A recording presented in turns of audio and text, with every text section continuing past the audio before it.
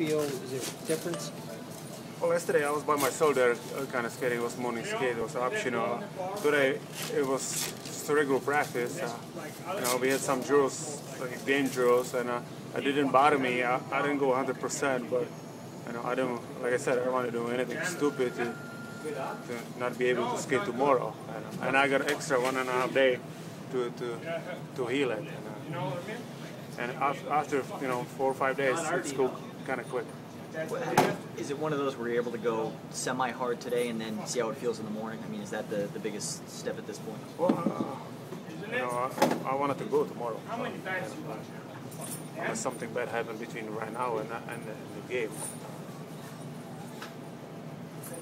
It's your first injury in 7 years, I think you said. Is that right? Yeah. No, not injured, but missed the game, man.